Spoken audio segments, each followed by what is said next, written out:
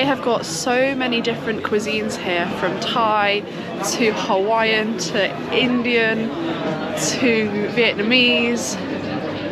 Wow, I think it's going to be pretty challenging to pick what food we want. Oh, they got Korean down there, Korean food, Argentinian food, empanadas, dumplings, burgers and fries.